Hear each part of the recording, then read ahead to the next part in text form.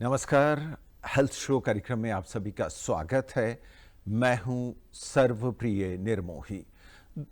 दोस्तों, हम बहुतेरी समस्याओं को देखते हैं और शरीर है तो समस्याएं आनी जानी रहती हैं, लेकिन फिर भी बहुत सारी ऐसी समस्या होती हैं जो रोज़मर्रा की ज़िंदगी में हमें परेशान करती रहती हैं। अगर हम न्यूरो की बात करें, न्यूरोलॉजी की बात करें, तो न्यूरोलॉजी से संबंधित बहुत सारी ऐसी समस्याएं हैं जिनसे रोज़मर्रा की ज़िंदगी में हम अक्सर दो चार होते रहते हैं। कभी कहीं टांग पे देखते हैं कि क्रैम्प्स पड़ रहे हैं, कहीं हम लगते हैं कि लगातार सर में दर्द हो रहा है, और कहीं किसी को देखते हैं कहते हैं कि ये भूलना क्यों शुरू कर दिया है इन्होंने। और कई लोगों को आप देखते हैं कि धीरे धीरे उनकी याददाश्त कम होते जा रही है।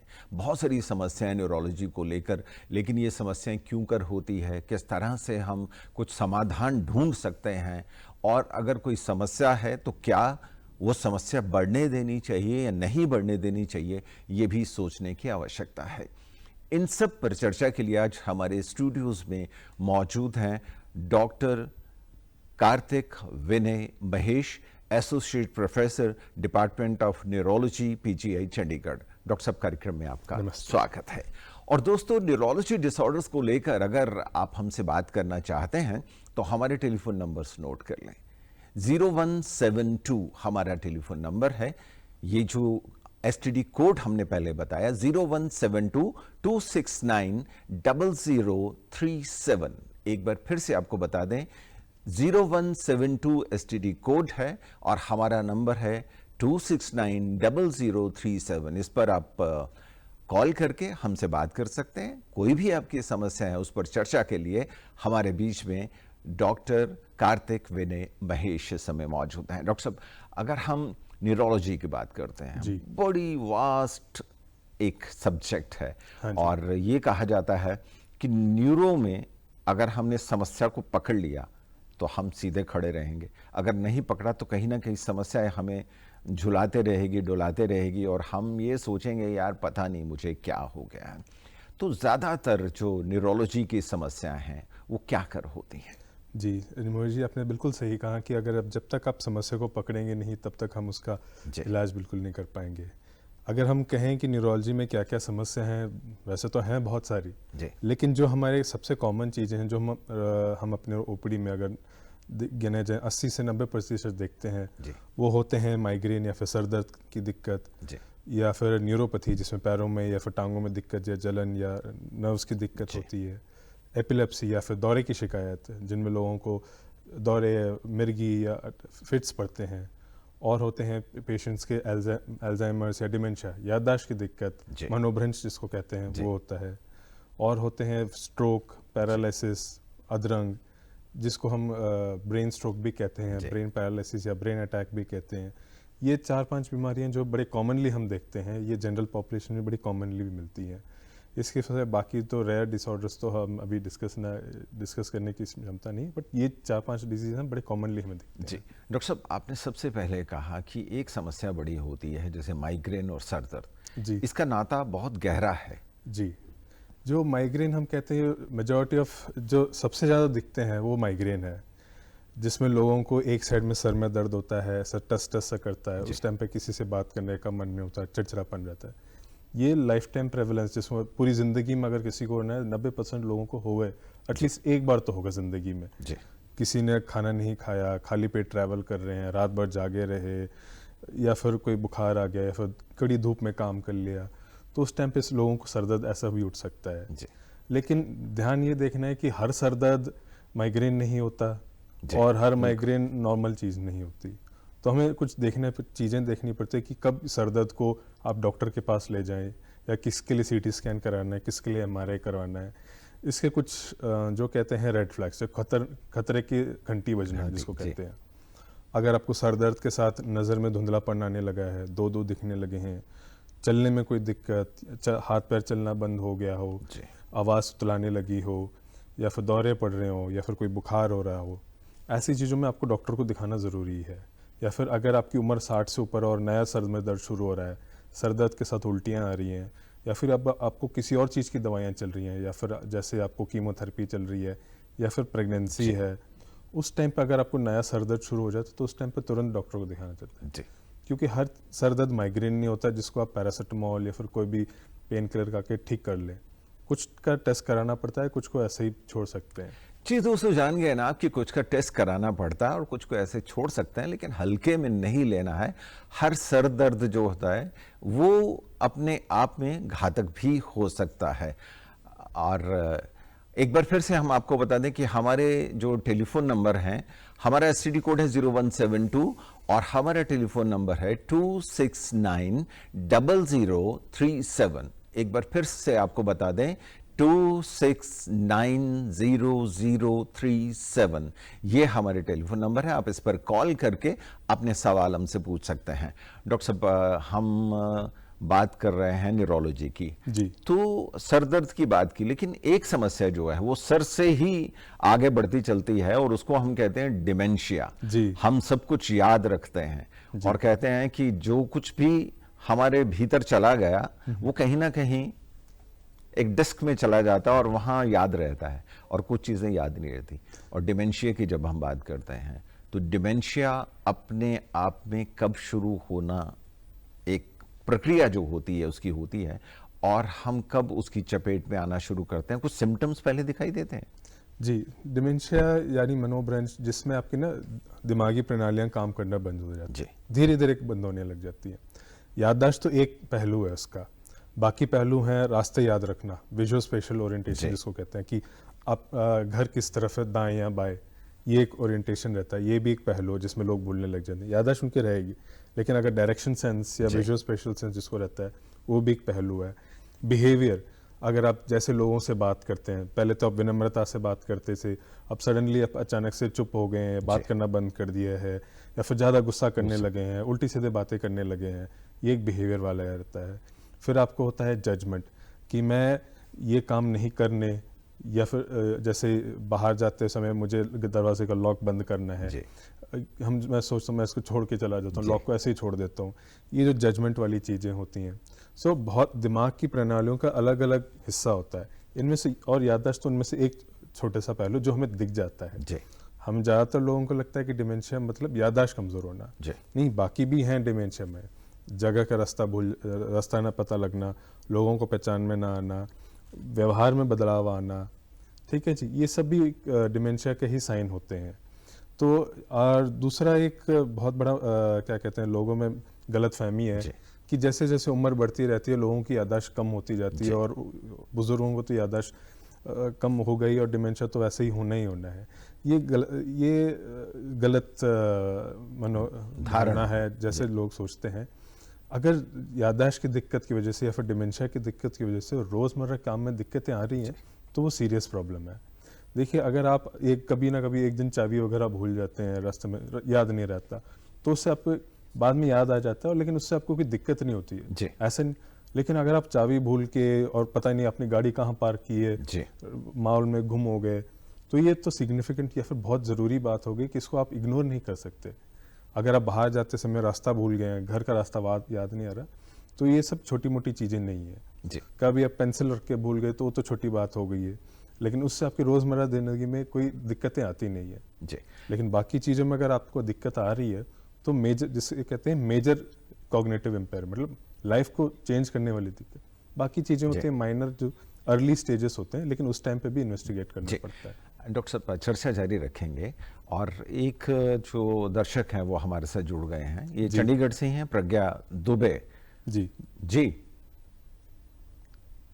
Hello hello hello. हाँ जी, नाम बताइए अपना।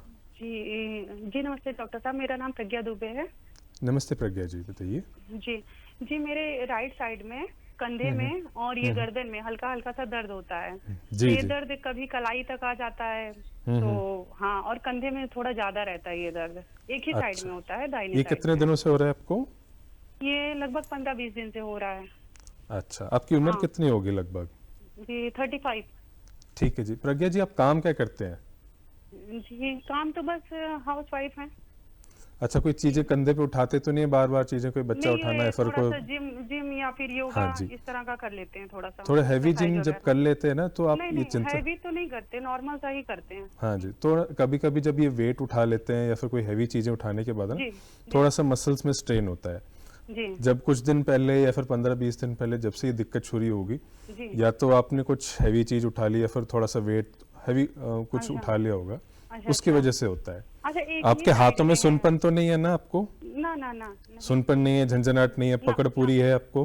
हाँ हाँ हाँ हाँ। ठीक है जी। वैसे जैसे तो कभी नर्व की। कलाई में, वैसे गर्दन में ज्यादा दर्द होता है या हाँ जी, कंधे में, कभी कभी जी कलाई तक जाता है। जी। जैसे हम ना, अगर आप हम्म। देखें कि अगर आप गर्दन सीधी नहीं रखते, आपका पोस्चर ठीक नहीं रहता ज़्यादातर, तो जी नर्व्स थोड़ी सी प्रेस हो जाती हैं। पूरे दिन जी गर्दन झुक झुक के रखते होंगे, जी नीचे बैठ के काम करते हैं, फिर बच्चे को उठाना है, फिर बच्चे का काम, या फिर किचन में नीचे गर्दन रुक के काम करना, जी। जिनका ज़्यादातर नीचे आप झुक के रखेंगे तो आपके स्पाइन में थोड़ी सी नर्व्स प्रेस हो जाती हैं लंबे टाइम तक। अच्छा अच्छा 30 के अच्छा। बाद ये हमें सारी ये दिक्कत। थायराइड है, कहीं इस वजह से ये प्रॉब्लम तो नहीं हुई है? थायराइड भी है? थायराइड में दूसरी दिक्कत होती है जिसमें अच्छा पूरे शरीर में कमजोरी वगैरह, कब्जी अच्छा वगैरह ये सारी शुरू होती है। अगर अच्छा आपका थायराइड लेवल ठीक है जी। तो उसकी जरूरत, चिंता करने की ज़रूरत नहीं। अच्छा वरना अच्छा आगे कभी कभी आपके जो मसल्स थोड़े से थायराइड की वजह से भी थोड़ी सी कमजोरी आ सकती है। जी। लेकिन अब वो तो एक कंधे में जो आपको पेन हो रहा है, मोस्ट हाँ हाँ हाँ ज़्यादातर ये हाँ। लग रहा है कि आपको जो थोड़ा सा भारी चीज़ उठाने की वजह से थोड़ा सा अच्छा मसल्स अच्छा पेन है।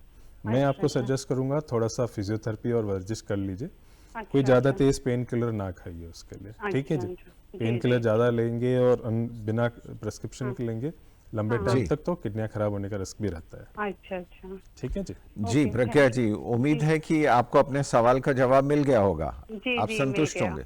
जी ओके, थैंक यू।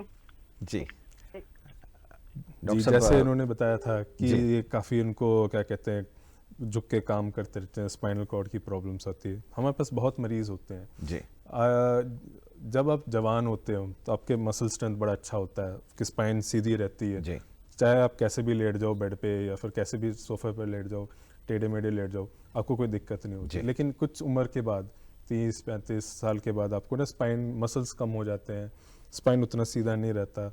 और है ना, जैसे आपका पोस्चर आपका अगर जी ज़्यादातर झुके रहते हैं, कंप्यूटर पे ज़्यादा काम रहता है, झुक के राइटिंग का ज़्यादा काम रहता है, ऑफिस और जी ज़्यादा रहता है, तो आपके नेक के पोस्चर काफ़ी देर तक झुके रहने की वजह से नेक में स्ट्रेन पड़ता है। जी बहुत लंबे टाइम के होने की वजह से नर्व्स भी दबने लग जाती हैं। तो हम जो हमारे व्यूवर्स हैं, हम उनको एडवाइस करेंगे तो आप अपना पोस्चर मेंटेन करके रखिए। कंप्यूटर पे काम करते हैं या फिर वर्किंग का डेस्क रहता है, तो आप अपने कंप्यूटर को या तो एलिवेट करके रख लीजिए ताकि आपका गर्दन एटलीस्ट सीधी रहे, या फिर आप 15 मिनट या हर आधे घंटे में थोड़ा ब्रेक उठा के जी गर्दन की पोस्चर को थोड़ा एडजस्ट कर लें। जी और ये साथ ही साथ आप, अगर आप एक्सरसाइज, वॉकिंग, रनिंग ये सब करते हैं, वैसे भी आपका मसल मास अच्छा सा बने रहेगा और स्पाइन की दिक्कत आने से थोड़ी सी बची रहेगी आप। जी डॉक्टर साहब, चर्चा जारी रखेंगे। एक और दर्शक हमारे साथ जुड़ रहे हैं। जी ये जींद हरियाणा से अनुराधा हैं। जी जी हाँ जी अनुराधा जी, पूछिए अपना सवाल। नमस्कार सर। हाँ, नमस्ते अनुराधा जी, बताइए। सर मुझे माइग्रेन की काफी समय से समस्या है, लगभग मुझे 7-8 साल हो गए हैं, जी और मैंने बहुत प्रकार की दवाइयाँ भी ली है माइग्रेन की, जो भी जी चल रही है टैबलेट, जी मगर कोई फर्क नहीं है। और इतनी तेज दर्द होता है कि बाद में इंजेक्शन लेना ही पड़ता है। इंजेक्शन ना लगाओ तो मुझे आराम नहीं होता। ठीक है। कोई आप बता सकते हैं कि महीने में कितनी बार ऐसा इंजेक्शन लगाना पड़ता है आपको? सर मेरे को लगभग महीने में 1 बार या 2 बार की आवश्यकता पड़ जाती है। ठीक है जी। आपको कोई दर्द की टैबलेट वगैरह दी है आपके डॉक्टर साहब ने? मीगारेड खाई है मैंने, वाशोग्रेन भी खाई है, और जी डाइक्लोफेनिक जो पेन किलर होती है वो ली है, और इंजेक्शन भी इसी के लगते हैं सर। ठीक है। ठीक, तो महीने में 2 बार तो कम से कम एडमिट होकर इंजेक्शन लगाना पड़ता है ना? मतलब कि जरूरी नहीं महीने में 2 बार लग जाए, पर हाँ 1 बार तो 2 बार तो हाँ हो जाता है सर, इतना तो। ठीक है जी। ठीक है, जैसे आप कह रहे हैं कि माइग्रेन की दिक्कत है, माइग्रेन का जो सबसे इम्पोर्टेंट होता है ट्रिगर होते हैं। ट्रिगर मतलब जिससे आपको शुरू होता है। जी कुछ लोगों को जब नींद पूरी नहीं होती तब शुरू होता है, कुछ लोग जब खाली पेट रखते हैं या फिर रात भर जागे रहते हैं, या फिर धूप में ज़्यादा देर घूमने की वजह से, या फिर जिनको कुछ कभी कभी मेंसेस के आसपास भी लोगों को ऐसे पेन्स बढ़ने लग जाते हैं। जी सर। जब मेरे आप को खाली पेट नींद रहते की हैं दिक्कत प्रॉब्लम बढ़ भी जाती होता है। जी, नींद क्यों नहीं आ रही आपको? बस सर ऐसे ही पता नहीं क्यों, मतलब कि रात को लगभग लेट नाइट हो जाता है, नहीं आती नहीं नींद। नहीं, ये आपका ना, देखिए माइग्रेन कभी भी ठीक नहीं होगा अगर आपकी नींद पूरी नहीं है। आपको हर इंसान को कम से कम 7 से 8 घंटे की नींद पूरी होनी चाहिए। आधी मेरे नींद को में विशेष समस्या पता है क्या है, जैसे मान लो मैं दिन में हूँ और दिन में मेरे को अगर नींद आ रही है और उस समय यदि मैं ना सोई ना तो मेरे को समस्या दर्द होगा ही होगा सिर में दर्द, जी, अगर मैं उस समय ना सोई। माइग्रेन का जो सर दर्द है सोने के बाद ठीक हो जाता है, लेकिन मैं आपसे अभी भी ये कहूँगा कि रात को 8 घंटे तो सोना ही है। अगर नींद नहीं आ रही है और रात भर बैठे आप कुछ ना कुछ सोचते रहते हैं तो आपको अगले सुबह उठ के दिक्कत और बढ़ेगी आपकी। मैं आपसे सजेस्ट करूँगा कि आपको ना 8 घंटे की नींद पूरी होनी चाहिए। दोपहर में नैप जो सोते हैं 1-2 घंटा, उससे कोई दिक्कत नहीं होती, लेकिन अगर आप सुबह सो जाएंगे तो रात को नींद नहीं आएगी, तो आपका जो ये साइकिल रहता है सोने का और जागने का, ये खराब हो जाता है। जैसे हमारे पूर्वज कहते थे early to bed early to rise, वैसे कीजिए, जल्दी सो जाइए जल्दी उठ जाइए। दोपहर को अगर आप नींद आती है नैप ले सकते हैं, लेकिन बेटर है कि आप रात के 8 घंटे एक ही साथ पूरे कर लीजिए। खाली पेट ज़्यादा नहीं रहना, टाइम पे सो जाने, टाइम पे खाना कीजिए। माइग्रेन एक बैड लाइफस्टाइल का एक इंडिकेटर होता है आपका, ठीक है जी। हमारे और आपका वजन तो नहीं ज़्यादा आपका? वजन मेरा सर 50 के आसपास है, 50 अबो है, कम नहीं है। ठीक है जी, ठीक। अगर वजन बढ़ता है हाल ही में, उससे भी थोड़ा सर दर्द बढ़ जाता है आपका, ठीक है जी। जी, बहुत बहुत शुक्रिया अनुराधा जी हमसे बात करने के लिए। जी और डॉक्टर साहब, माइग्रेन पर बहुत सारे दर्शक जो हैं डॉक्टर साहब हमारे साथ जुड़ते हैं और बातचीत करते हैं, और वीडियो बाइट्स के साथ इस समय दर्शक जुड़ रहे हैं। उनसे एक बार उनके सवाल क्या हैं, उनकी क्या जिज्ञासा हैं और न्यूरोलॉजिकल डिसऑर्डर्स को लेकर क्या वो सोचते हैं, आइए देखते हैं। स्टडी करता था तभी से प्रॉब्लम आ रही है कि जो सर्वाइकल पेन हो रहा है, और दूसरी चीज़ें ये है कि जैसे रात को लेट नाइट नींद ना आना, और कभी कभी काफ़ी टाइम तो राइट और लेफ़्ट दोनों आइज़ में काफ़ी हद तक पेन होता है। इसका इलाज क्या न्यूरो से संभव है या फिर किसी और डॉक्टर से कंसल्ट किया जाए? नींद बहुत ज़्यादा आती है, तो क्या ये न्यूरो से रिलेटेड है? अगर है तो ये न्यूरो से रिलेटेड, तो क्या इसका कोई उपचार क्या है? मेरे को माइग्रेन है, इसको जड़ से कैसे ख़त्म किया जाए, मेरा यही सवाल है, मेरे को ये सुझाव दिया जाए। मेरा क्वेश्चन ये है कि जैसे मेरे को ना कभी कभी आधे सिर में पेन रहता है, ये नींद ना आने की वजह एक कारण है कि ओवर स्ट्रेस? हमारी माता जी हैं घर पर, उन्हें नींद कम आती और सिर में भी दर्द रहता, पीछे साइड में भी, यहाँ भी दर्द रहता। अब वो कहीं माइग्रेन की समस्या नहीं हो सकती है? डॉक्टर साहब जी, आप बताएं जरा ये क्या है समस्या? जी, जैसे मैंने पहले ही कहा था, सबसे जो कॉमन हमारी ओपीडी प्रैक्टिस में हम देखते हैं 90% लाइफ लॉन्ग आपको प्रेवेलेंस है 90% की आपको माइग्रेन हो सकता है। एक बार तो आपको हेडेक से माइग्रेन तो होगा आपको। जो जैसे हमने देखा सभी पेशेंट्स में जिन्होंने भी आप आवाज़ें बताई, उनको बताते हैं कि सर में दर्द होता है, नेक में पेन होता है, नींद की प्रॉब्लम है। सो इसका सबका सेम ही जवाब है कि माइग्रेन की दिक्कत की वजह से ये हो सकता है। जब आप नींद पूरी नहीं लेते अगले दिन तो दिक्कत बढ़ेगी। नींद ना होने की वजह से तो प्रॉब्लम आनी ही है।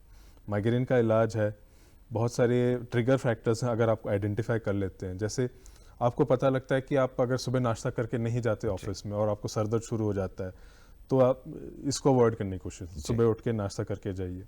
अगर आपको लगता है कि आप ना जब भी गर्मी में धूप में अचानक से बाहर निकल आते हैं तो उस टाइम पे आप को सर दर्द बढ़ने लग जाता है, या फिर आप अर्ली मॉर्निंग चले जाइए या फिर लेट इवनिंग चले जाइए, या फिर जब बाहर जाते हैं तो आप टोपी या फिर सनग्लासेस लगा के जा सकते हैं। तीसरा इंपॉर्टेंट चीज़ें हैं जो हम अक्सर बताते नहीं हैं या फिर लोग फॉलो नहीं करते। समर टाइम में दिक्कत काफ़ी बढ़ जाती है पेशेंट्स को। अगर अभी तो मौसम उतना गर्म नहीं है, लेकिन जैसे जैसे समर टाइम आता है, गर्मियाँ बढ़ती है, उस टाइम पे भी दिक्कत काफ़ी होती है मरीज़ों को। पानी नहीं पीते हमारे ज़्यादातर मरीज़। पानी कम से कम 1.5 या 2 लीटर तो पीना होता है गर्मी के मौसम में, और थोड़ा और भी अगर आप ज़्यादा काम करते हैं, हैवी वर्क करते हैं जिसमें पसीने बहुत आते हैं, तो पानी का सेवन भी अच्छे से करना चाहिए। साथ ही साथ अगर आपको मेजॉरिटी जो पेशेंट्स बताते हैं कि उनको सर्वाइकल की प्रॉब्लम है या नेक की, सर में दर्द भी जाता है। कभी कभी जो माइग्रेन का सर का दर्द है नीचे गर्दन तक भी जा सकता है। लोग बोलते हैं कि मेरे को सर्वाइकल है। मैंने पहले भी बताया था, अगर आपका पोस्चर गलत रहता है तो सर्वाइकल प्रॉब्लम आ सकती है, और कभी कभी चक्कर भी आता है। लेकिन सर्वाइकल से चक्कर नहीं आता। चक्कर तब आता है जब सर्वाइकल में ब्लड वेसल सारे बंद होके पैरालिसिस तक जाने वाली बात। जो चक्कर वाली आते हैं प्रॉब्लम्स वो अलग हैं, वो ईएनटी के रिलेटेड होते हैं। माइग्रेन में भी कभी कभी चक्कर आते हैं, वो डर रहा टाइप, वो आपके न्यूरोलॉजिस्ट से ही पूछ लीजिए, बेटर होगा कि आप अपने अपना डायग्नोस करें। तो माइग्रेन का सबसे इम्पोर्टेंट थिंग है आपको अपने ट्रिगर आइडेंटिफाई कीजिए, उसको अवॉइड कीजिए। जी ठीक है जी। दोस्तों, जान गए ना कि आपको क्या करना है, ट्रिगर फैक्टर क्या है, क्योंकि ट्रिगर फैक्टर तो हर एक के माइग्रेन का होता है। आप सुबह ज़्यादा लंबा जो है ब्रेकफास्ट को खींच देते हैं, 10-11 बज जाते हैं, सर दर्द शुरू हो जाता है, धूप में निकलते हैं, सर दर्द शुरू हो जाता है। और कई बार ऐसा भी होता है कि आप प्रॉपर नींद तो लेते ही नहीं, और जिस दिन आपको प्रॉपर नींद नहीं आई सुबह हो जाती है, तो समझ लीजिए कि नींद ना आने के कारण ट्रिगर फैक्टर है। तो इस तरह के फैक्टर्स को ध्यान रखेंगे तो आप खुद ब खुद माइग्रेन से थोड़ा सा आराम ज़रूर पा लेंगे। और आपको ये बता दें कि आज हम इस कार्यक्रम में, हेल्थ शो में, न्यूरोलॉजिकल डिसऑर्डर्स पर चर्चा कर रहे हैं। और आप अगर हमसे बात करना चाहते हैं तो हमारे फ़ोन नंबर्स हैं 0172 STD कोड है, और फ़ोन नंबर है 2690037। हमारे बीच में PGI के इस समय डॉक्टर विशेषज्ञ मौजूद हैं, श्री डॉक्टर कार्तिक विनय महेश, एसोसिएट प्रोफेसर हैं। और डॉक्टर साहब, माइग्रेन को लेके बहुत सारे लोग यही कहते हैं कि नहीं नहीं होता है, लेकिन ऐसा नहीं है, मैं तो खाना खा ही लेते हैं। बट महिलाओं को ज़्यादा होता है और पुरुषों को कम होता है, ऐसा क्या कारण है? ये बेसिकली हार्मोनल चेंजेस के साथ ही एसोसिएटेड है। 9 अगर आप 10 मरीज देखेंगे माइग्रेन के, तो उसमें 10 में से तो 9 तो फीमेल्स ही होते हैं जी। एक उनमें मेल होता है। मेल्स में उनका हार्मोनल प्रॉब्लम नहीं होता, लेकिन जो मेल्स में माइग्रेन हमने देखे हैं उनको या तो फेमिलियल माइग्रेन होता है, दो उनके मदर फादर उनको रहता है। रेयरली जो मेल पेशेंट्स होते हैं जिनको अल्कोहल या सिगरेट लेते हैं, उनमें काफ़ी ज़्यादा होता है। मैं उनको मेडिसिन नहीं देता जो भी ये अल्कोहल या सिगरेट लेते हैं, मैं उनको सीधा बोलता हूँ कि आप अपना अल्कोहल और सिगरेट बंद कर दें, उससे काफ़ी हद तक उनका माइग्रेन ठीक हो जाता है। और अगर आपको भगवान ने अच्छा हेल्दी शरीर दिया है तो आप ये सिगरेट और अल्कोहल देकर क्यों खराब करें? बिल्कुल सही बात। इनडायरेक्टली आपका ही शरीर आपको बोल रहा है कि सिगरेट और अल्कोहल बंद करने के लिए, माइग्रेन के अटैक देख के। डॉक्टर साहब, उम्मीद करते हैं कि जिन हमारे दोस्तों को, हमारे दर्शकों को जो शराब का सेवन करते हैं या धूम्रपान करते हैं, उनको माइग्रेन की समस्या रहती है, तो वो सलाह जो आप दे रहे हैं उस पर ज़रूर अमल करेंगे। वो ज़रूरी है, क्योंकि ये तो बस शुरुआती है। अगर आप सिगरेट और अल्कोहल लेते रहते हैं तो आगे जाके आपके पैरालिसिस और अधरण का रिस्क काफ़ी बढ़ जाता है। जैसे आजकल हम देख रहे हैं कि छोटी उम्र में लोगों को हार्ट अटैक, पैरालिसिस होने लगा है, क्योंकि हमने पहले जैसे हेल्दी लाइफस्टाइल था, सैर सूर करने का, खेतों पे जाके काम करने का, वो सब छोड़ दिए। हर जगह गाड़ी में चलते हैं, हर जगह फास्ट फूड आने लगा है, हर जगह आपका अल्कोहल और सिगरेट बड़े आसानी से मिलने लगा है, लोगों का चाल चलन जरिया सब बदल गया है। तो इसलिए छोटी उम्र में भी ये सारी दिक्कतें देखने को मिल रही हैं आजकल। डॉक्टर साहब, वीडियो बाइट्स के साथ कुछ और दर्शक हमारे से जुड़ रहे हैं। जी। वो थोड़े छोटे छोटे स्टेप में चलती हैं और वो सारा दिन हंसती रहती हैं और उनको नींद भी कम आती है। और हाथ जब वो खाना पीना खाते हैं या कुछ लेते पकड़ते हैं तो उनके हाथ पाँव में झंझनाहट होती है या कांपते रहते हैं।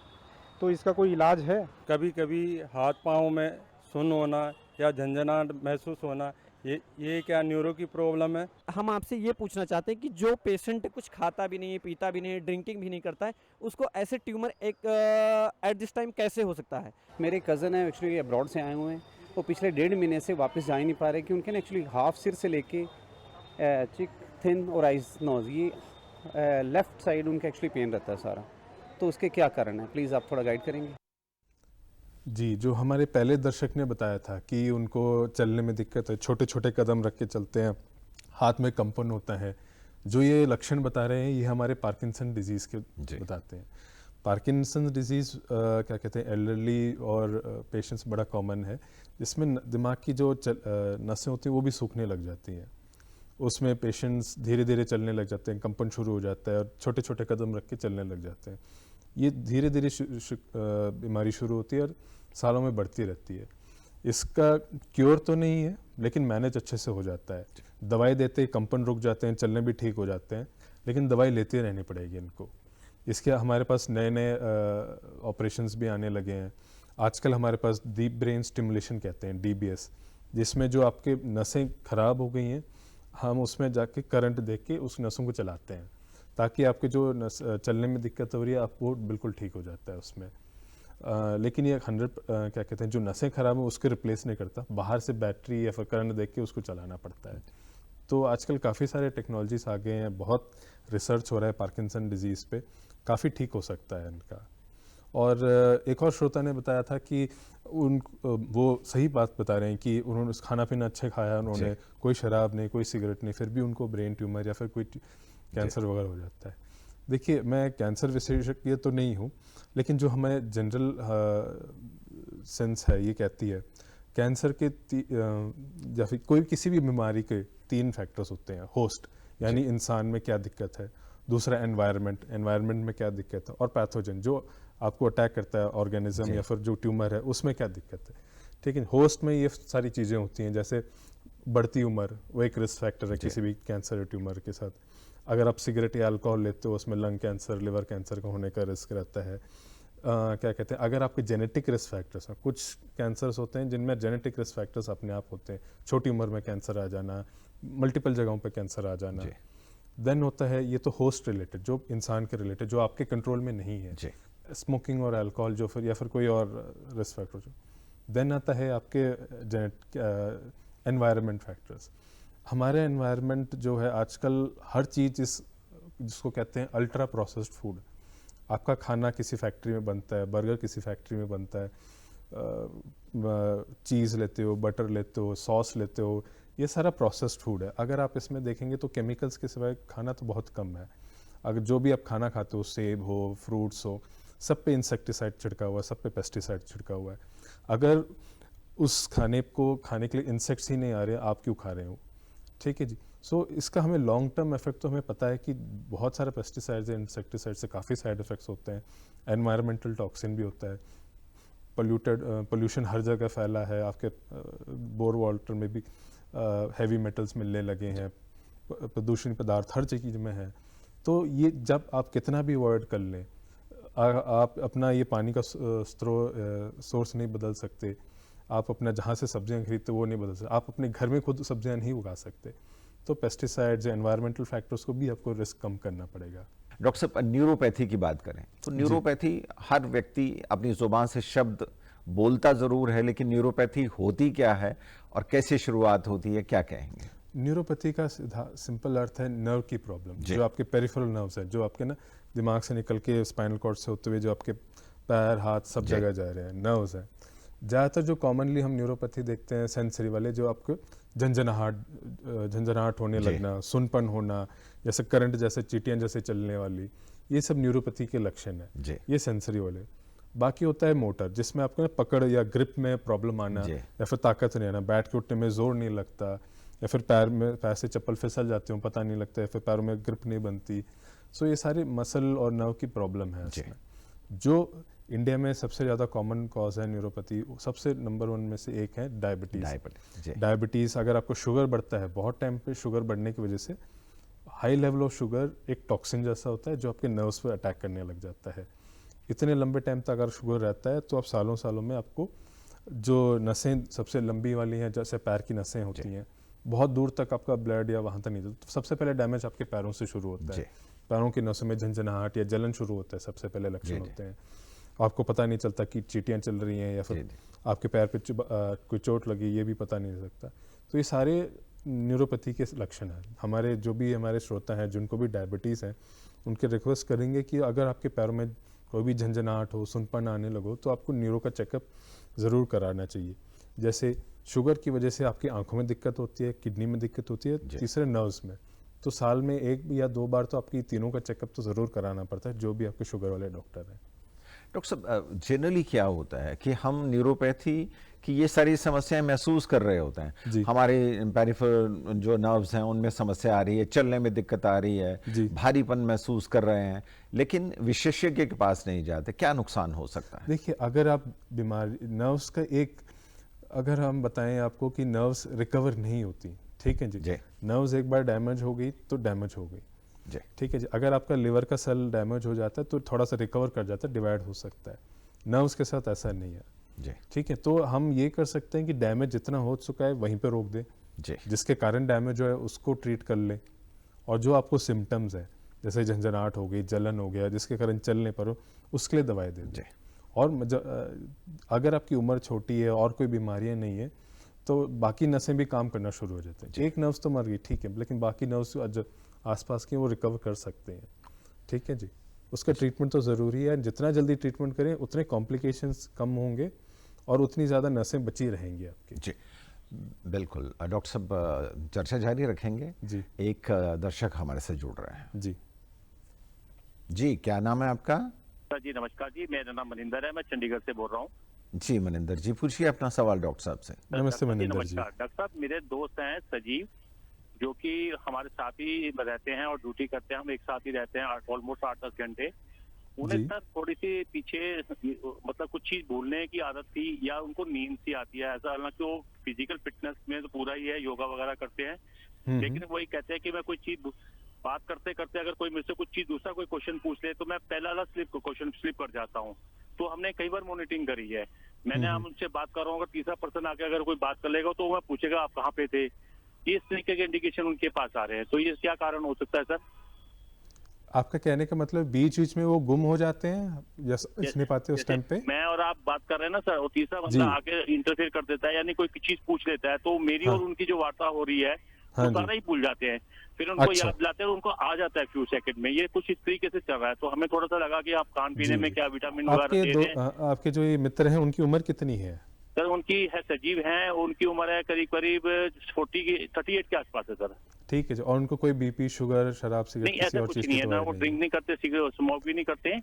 ठीक है जी। और ये आपके मित्र को और कोई दिक्कत बाकी टाइम पे याद रहता है उनको, बाकी चीजें उनको? बाकी चीज घर का रास्ता याद है उनको? आपने देखा है? दिक्कत आ जाए ना तो फिर वो थोड़ा सा मतलब अटल जाते हैं, वो भूल जाते हैं कि मैं क्या बोलना चाह रहा हूँ।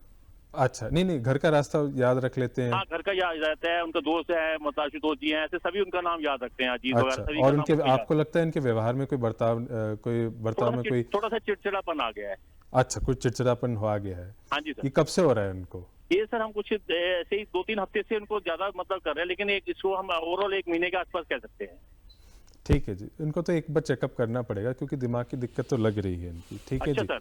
अगर इनको कोई और कोई दिक्कत नहीं है, मन की उदासी या फिर किसी चीज का स्ट्रेस वगैरह तो नहीं है इनको? स्ट्रेस तो सर देखिए रोजमर्रा की जिंदगी के हिसाब से तो होता ही है, लेकिन कुछ ज्यादा तो नहीं है। नहीं किया क्योंकि हम साथ रहते हैं तो हम चिंतित है। आशुतोष जी भी हमारे दोस्त हैं, वो भी चिंतित है इनके बारे में।